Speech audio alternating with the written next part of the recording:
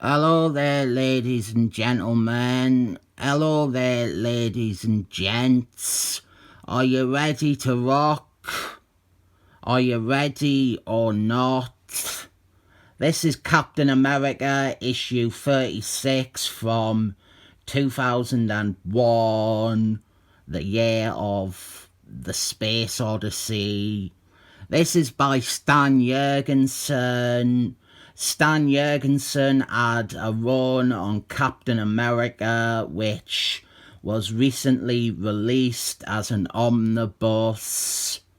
It was a good run, but I don't know how much of that is the case that it was just better than the stuff that came before. I have always wanted to look at his run on this channel, but most of his stories are three-parters. So here is one of the standalone ones, though it is a tie-in to a crossover. And having sat down and read this issue, I realised I didn't have all that much to say about it or to say about this run as a whole, besides that it is good. I do have stuff to talk about with this run. There are two new bad guys. I would like to talk about them, but neither of them are in this issue. I suppose something I can discuss is the credits. This one is written and drawn by Stan Jurgensen. Most of the run follows suit, but it begins with someone else doing the art. One of the Q-Bals. They do the first 6 or 7 issues. And I think the run definitively improves when Stan Jurgensen takes over the art. It's not that the Q-Bal art is bad. It is that the first 2 story arcs are weaker than what comes after. Plus, I like consistency, and I just didn't like that there is this run and the first bunch of issues didn't have the same artist as the rest.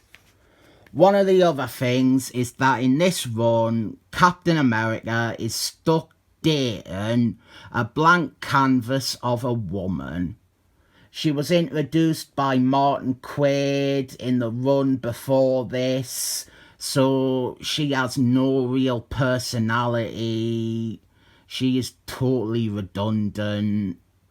Stan Jurgensen, unsurprisingly, makes her into a bit of a Lewis from Superman. And I guess that is something.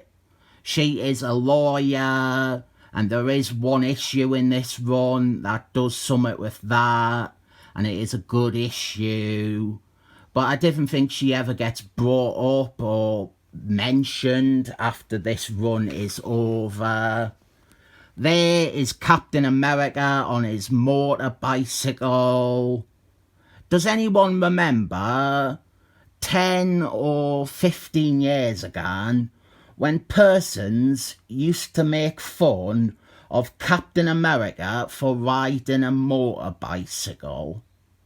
They used to mock him and act like this was a square peg trying to look cool, but just looking more like a massive dork.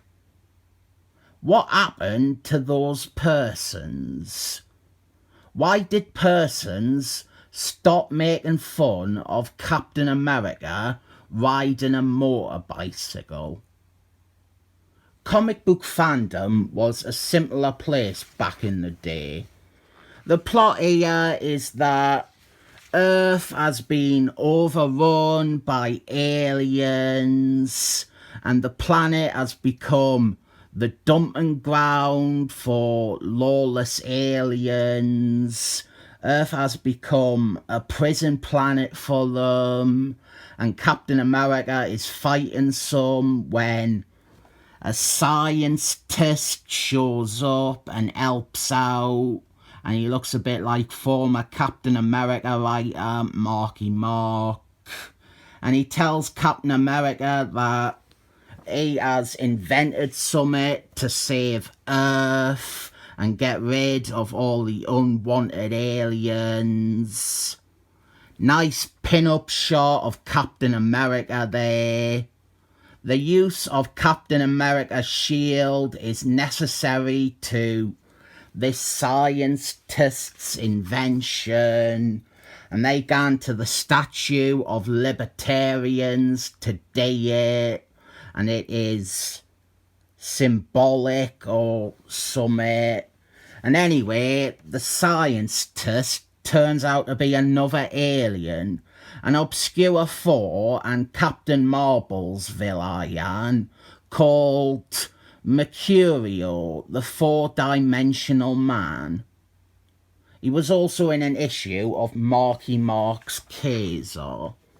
His invention is obviously not what he said it was, and he wants to use it to escape from Earth. But Captain America reveals that he was skeptical from the start, and so we have a fight atop the Statue of Libertarians, and Captain America, he wins quite quickly. A bit disappointing in that regard. I wanted more of a fight. I do love how Captain America is written though, because I mainly want to praise it in comparison to Martin Quaid. For me, Martin Quaid made Captain America a dark and gritty 90s hero. The sort of hero that Martin Quaid gets up on his soapbox and says ruined comics in the 90s. Well, Martin Quaid really ruined this character in the 90s. He had Captain America callously dismember Red Skull Man with his shield, and then a few pages later shrug his shoulders when Red Skull Man died. He had Captain America basically not care about the loss of life if it was his enemies. And that is not Captain America. And that is something that Jurgens shows again and again. That Captain America thinks any loss of life is a regret. In this issue, and also in his second story arc on the book, the villain appears to perish at the end, and Captain America is disappointed and notes that he didn't wish for that to be the outcome.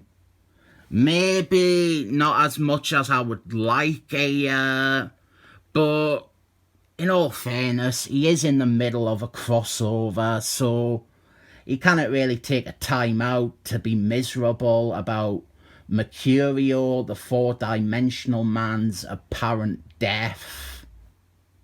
I don't know if that bad guy ever comes back, but this is a relatively easy-going issue.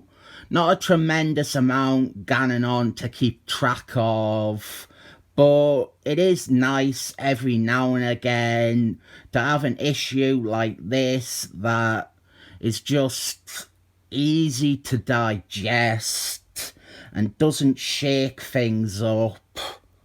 I will give this the opposite of an F grade, which is a 7 thumbs up.